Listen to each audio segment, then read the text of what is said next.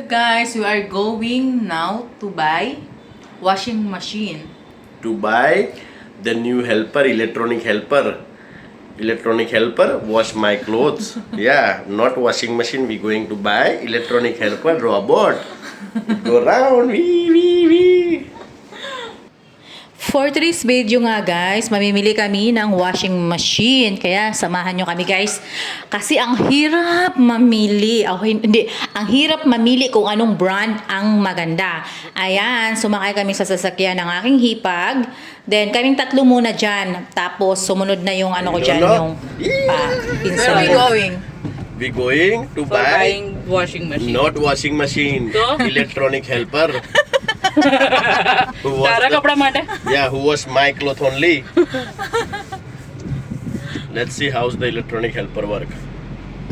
Mana? We go eat outside soon. Yeah. This is for Jaisu. Sister's I'm hungry license. also. See? पैसा लिन्छु लाइसेन्स ले कहीं ना लाए तो राज है ना, राज को राज यही, इस राज को यही दबा दिया जाए. एक तो અહીં છે ને ક્રોમા આગળ ટ્રાફિક આગળ. At nandito na nga kami sa Kruma guys. Itong Kruma na to guys is lahat ng mga appliances is nabibili dito. Pwede din mga camera, iPad, cellphone, smartwatch. Dito guys is kompleto. Ito yung sikat dito sa India na mga bilihan ng mga gamit. Ayan, una pala guys is wala kaming charger ng smartwatch namin kasi yung smartwatch namin na Samsung is charge lang sa cellphone.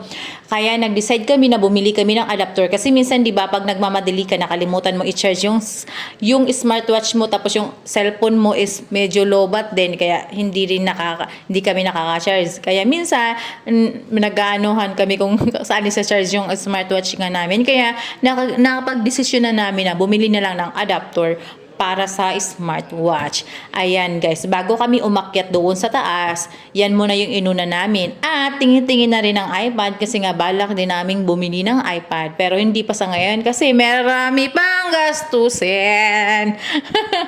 Inuna muna namin yung washing kasi nga nahihirapan daw akong maglaba araw-araw. Sa totoo lang naman guys, meron kaming kasambahay na naglalaba. Ang problema is hindi nagustuhan namin yung paglaba niya kasi nag-iiba yung kulay ng mga damit namin guys, sa totoo lang talaga. Pero guys, kahit inalis namin sa kanya yung paglaba, hindi namin binawas yung sahod. Kasi dito sa India guys, hindi sila all around. Dito, kasi ang unang pinapagawa namin is yung linis ng bahay. Yung linis ng bahay, yun lang yung sahod niya. At saka nagdagdag yung partner ko kasi dati, di ba mag-isa lang siya dito sa bahay, nagdagdag siya na maglaba ng damit niya. Kaya nagdagdag din siya ng bayad. Ganon dito sa India guys. Bawat trabaho, dagdag bayad. Hindi pa rin sa Pilipinas. Halimbawa, ang sahod ng isang kasambahay is 5,000. Fixed na yun, all around na yun, di ba? Dito sa India, hindi. Bawat trabaho, dagdag din ang sweldo.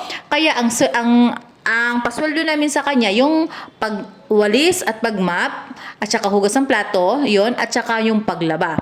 Yan po yung dalawa niyang trabaho. Kaya dalawang klase din ng sahod niya, yung sa paglaba at saka sa paglinis ng bahay. Yun guys.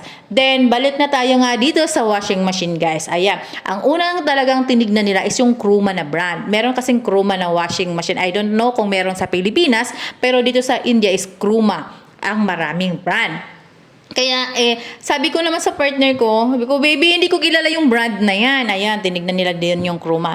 Ang nagkakahalaga ang Kruma ng 7 kilos na washing machine is 18,000. Sabi ko, hindi ko kilala yung Kruma na yan. Sabi ko, nag-uusap sila, hindi ko sila naman naiintindihan. Pero yung 18,000 na yan, guys, is meron pang discount. Kaya sabi ko, hindi ko talaga kilala yung Kruma yan. Kaya tinanong ako ng partner ko kung ano daw yung gusto kong brand. Sabi ko, mamimili ka lang. Sabi ko, LG or Panasonic. Wala kami nakitang Panasonic. Pero merong LG. Kaya, ayun, pumunta kami sa LG nga. Ayun, hindi pa pala guys. Tinawagan pala yung pinsan na papuntahin dito. Yung asawa nga ng hipag niya para nga siya yung mag-bargain ng price dito kasi dito sa India guys kung marunong ka talaga sales stock, talagang malaki ang discount na makukuha mo ganito dito sa India. Ayan nga guys, sabi ko nga gusto ko ng LG, sinasabi ko talaga sa partner ko, kaya pumunta kami sa LG, tinignan namin yung price. Hindi, Kruma pa pala to guys, tapos umikot kami doon, nandun nakita mo na yung partner ko doon, pumunta na sila doon. Ayan, yung LG na yan, yung una is 25,000. Pero hindi namin yan pinili kasi nga hindi daw pwede yan sa bahay dahil about sa tubig. Ewan ko, nakita nyo yung kulay blue na yan na maliit. Yun daw yung daluyan ng tubig. Hindi ko magets yung paliwanag nung nung lalaki. Hindi ko na rin tinanong sa partner ko kung ano yan. Tapos sabi ng pansa, yan dumating na yung pinsan niya, sabi niya, ito pwede sa bahay niyo to. Yan, nagkakalaga yan ng 22,000 something. I don't know how much ang something. Pero nakuha lang namin siya ng 21,000. Maliit lang din naman yung discount. Pero okay na, di ba? May discount na, di ba? Tapos, guys, hindi pa talaga sila sure dyan na yan ang kukunin nila. Kasi yung may dumating na isang lalaki, ino-offer sa amin yung Samsung. Yung isang lalaki, pinipili talaga yung Samsung kasi daw, nag-iisa na lang yung Samsung tapos on time i-deliver na. Ayoko naman na puro gas-gas i-deliver, di ba? Sabi ko, bahala na maghintay ako ng LG ng 3 days basta bagong-bago. Sabi ko, ito yung na nga guys, napakita ko na sa inyo na deliver na nga. Hindi ko na napakita nung dineliver dito sa bahay kasi wala kami dito nang dineliver. Yung pinsan niya lang nag-copy ng bahay. Iniwan lang namin yung susi. Ayan na guys. Yan yung gustong-gusto ko dito sa washing machine na to kasi automatic siya nagsasarado. Ayan. Kaya happy na ako. May maglalaban na. Hindi na ako mahihirapan maglaba. Di ba guys? Ayan.